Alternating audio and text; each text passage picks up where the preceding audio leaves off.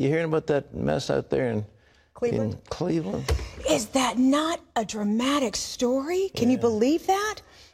But the thing that's so neat is, obviously, it gives hope to so many families who have missing individuals and missing family members. Here's cotton picking Cleveland. Let me ask you this.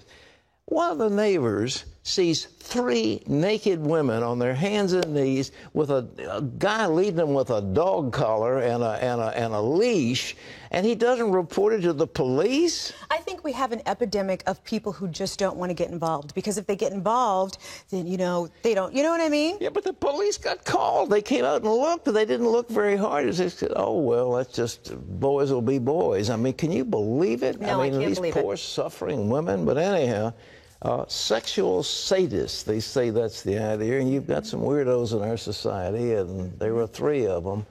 I can think of some pretty horrible punishment, but we can't do cruel and unusual punishment. Brother, listen.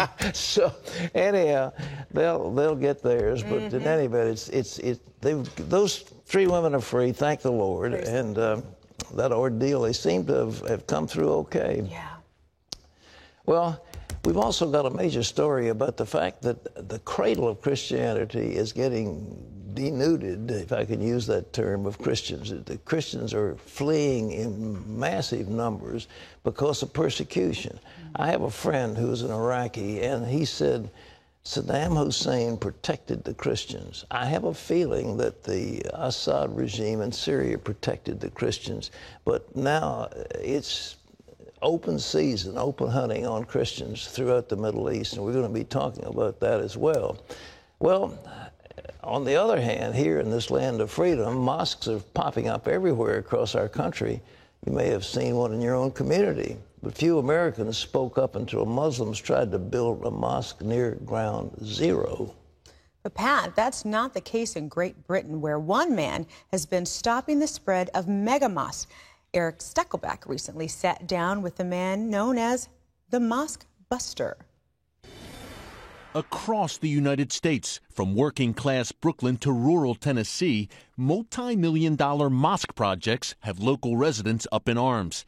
Despite reports of Muslim Brotherhood links and foreign funding from regimes like Saudi Arabia, these projects continue full speed ahead. In 2001, there were 1,200 mosques in America. Today, that number has nearly doubled to over 2,000. That's an increase of 74% in the last 11 years alone. In Great Britain, however, things may be taking a different turn.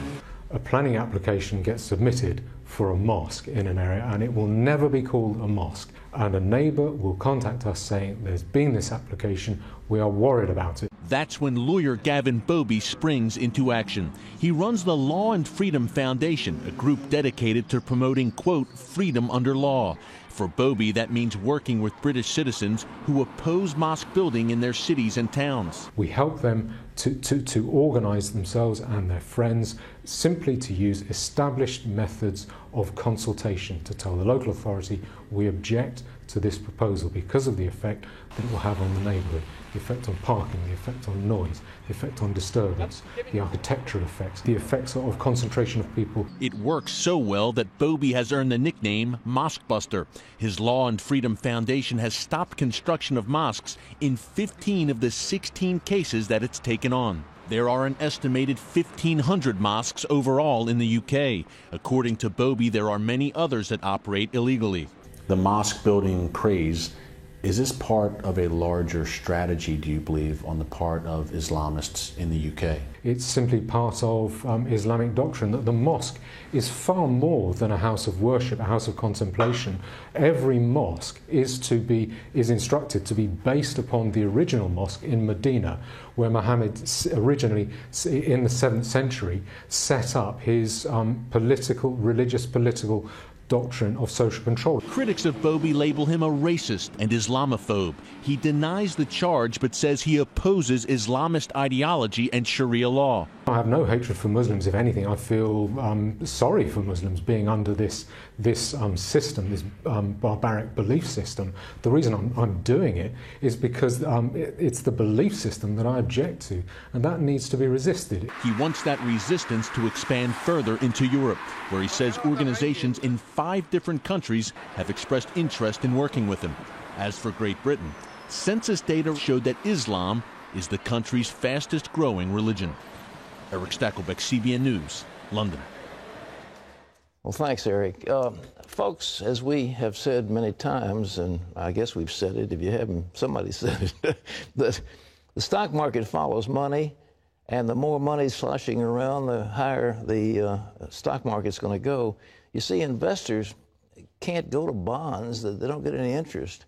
The federal treasuries don't pay anything worthy of the name. As a matter of fact, you lose money on them. So where are people going? They're going into stocks, hopefully high-yielding stocks. And the Dow hit a new record. It went up over 15,000. The S&P 500 is up to new record highs. And if you've got a 401k with stock in it, the chances are that's up too. So you can rejoice, but just keep in mind that what goes up has a tendency to come down too. Lee Webb has more. That's right, Pat. Stocks are soaring to record highs. The Dow Jones Industrial Average reached a major milestone Tuesday, closing above 15,000 points for the first time. Mark Martin explains what it means for the average investor. Cause for joy on the market floor Tuesday as the Dow rose more than 87 points to enter the history books by closing above 15,000 points.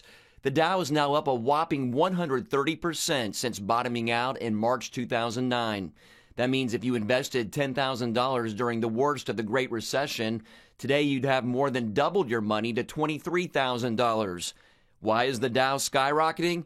Analysts say good economic reports, higher corporate profits, and the Fed's easy money policies have eased investors' concerns over another economic slowdown. I think this is just, it's confirmation of continued belief that the markets are they're just going higher. Momentum in the railroad, airline, and trucking industries is also contributing to the recent rallies. I think the fact that the transport index had a huge move and is participating in this move to the upside is confirmation that this is a real rally and this is not fake. But one area that is not adding new jobs is the manufacturing sector, and some say that's a bad sign. Manufacturing is the bulk of middle-class employment in this country. Goods-producing jobs like manufacturing, construction, mining, you saw lose jobs, and in manufacturing it was dead even. Still, the Dow and broader Standard & Poor's 500 index are trading at record levels, fueled by optimistic investors believing the U.S. economy is continuing to recover. Mark Martin, CBN News. But Pat, in hearing you talk earlier, I sense that you believe we need to be, as American investors, a little bit more cautious in our optimism? Well, I certainly do, because euphoria is a bad thing. It may run for a while, but the basic underlying economy isn't all that good. What's happening is the Fed is propping up the money supply in record numbers, and that money's got to go somewhere, so it'll go into stocks. When the Fed starts pulling back the money, then the stock market will go back down again. There's not that much underlying strength in the economy right now, but hey, if you can make it. I saw today that George Soros, somebody said, well, Soros is dead. He's anything but dead. He picked up a cool $1 billion trading currencies. He went against the Australian dollar, and it just shifted a little bit, just a little bit, but he made a big bet, bought futures, and walked away with a cool $1 billion. So the big boys are still raking it in. Lee? Pat, House Republicans insist the Obama administration is covering up what really happened during that deadly attack on the U.S. diplomatic mission in Benghazi, Libya last year.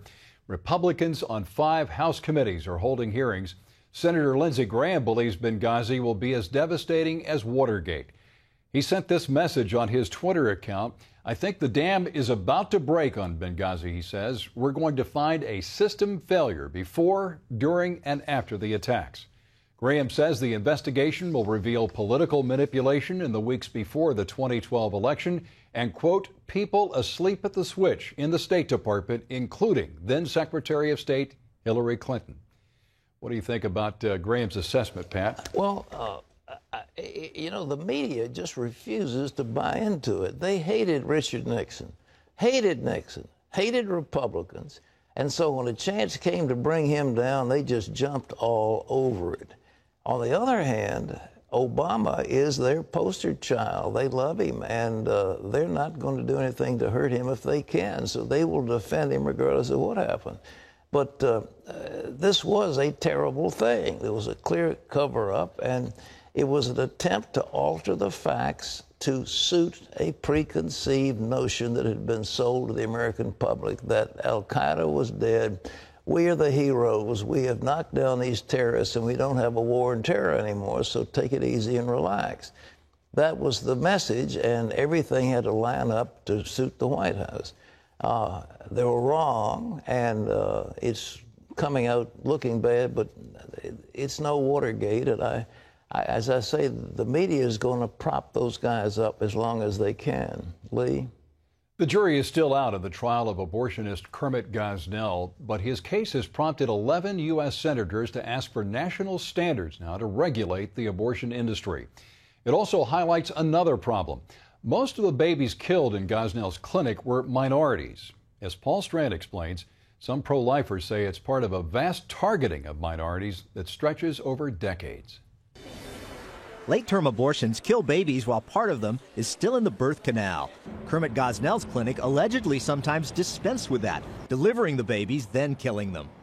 The documentary 3801 Lancaster put a spotlight on this. There was one baby that when it was born, one of the workers was playing with it for several minutes before the worker did exactly what Dr. Gosnell did, snipped the back of the neck. Pro-life leaders point out most of the babies killed in Gosnell's clinic were minority children, one small part of what many see as a deliberate targeting. Abortion facilities are purposefully placed in inner cities and minority neighborhoods to crush the bodies of innocent black children. Pro-life lobbyist Marjorie Dannenfelser says some of those abortionists believe there are certain members of society that are expendable, that really part of humanity is really just underbrush, to be just kind of swept out because there's not really all that useful. 70% of all abortion facilities are located in the black and minority communities around this country. Abortion is the #1 killer of African Americans, killing more black people than all other deaths combined. Pennsylvanian pro-lifer Michael Geer hopes black leaders will begin to cry out. Groups like Planned Parenthood have a history of targeting minorities and African Americans, and we need to rethink abortion as being good, as some people in that community might think, that it's actually harmful and terrible for their community. When you're truly targeted by abortionists, when because of the color of your skin there's an assumption that there should be fewer of you, that hurts. It should hurt, and we should react. And even if we're not in those minority communities, we ought to react and say that is absolutely unacceptable. Paul Strand, CBN News, Washington.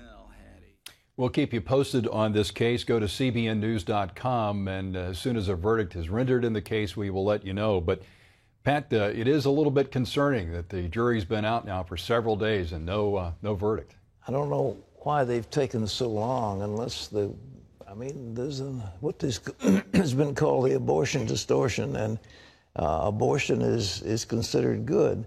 But, you know, back to Planned Parenthood, they get $550 million of taxpayer money to continue their work. They're the largest abortion provider in the nation, and you're paying for it. So in any event, Margaret Sanger was the founder of Planned Parenthood.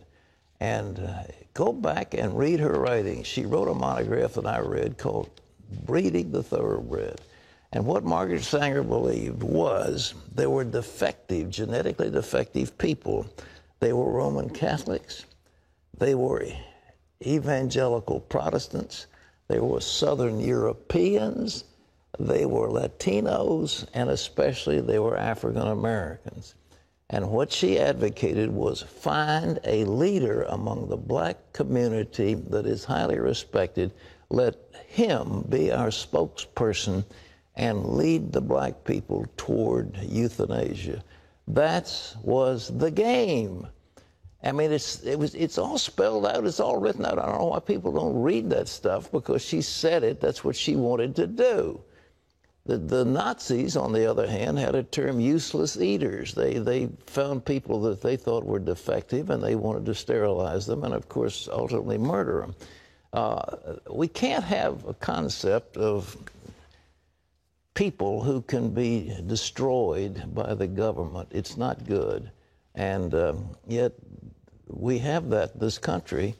And the big money, the Rockefeller Foundation and others, went to support Planned Parenthood. Why? Because the big buck people did not want to have welfare rolls cluttered with black babies that they had to pay for. I mean, that's the awful truth. So why don't people wake up to the fact of what the game was? That's the game, and that's what they're doing. And so it's interesting to see these black pastors outside of Gosnell's clinic saying, you stop targeting us. This is not good. We will not stand for this attempt to destroy us. And they're standing up and they're speaking out. Good for them. The state of Delaware becomes the 11th state now to legalize same-sex marriage. Governor Jack Markell signed the measure shortly after the state Senate approved it Tuesday. Under the law, pastors do not have to perform same-sex marriages if it goes against their beliefs. But business owners who refuse to provide services to same-sex couples based on their religious convictions could be sued. That's because an existing Delaware law bans discrimination based on sexual orientation. The American Center for Law and Justice is calling on the Pentagon to cut ties with an anti-Christian extremist. Atheist Mikey Weinstein recently met with high-ranking military officials as an advisor on religious tolerance. Weinstein has a long track record of attacking Christians using words like monsters, hate groups, and die-hard enemies of the Constitution.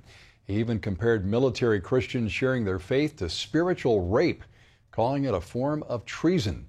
Weinstein said officers who do that should face a court-martial. The ACLJ says Weinstein's beliefs represent the kind of intolerance that the military should reject.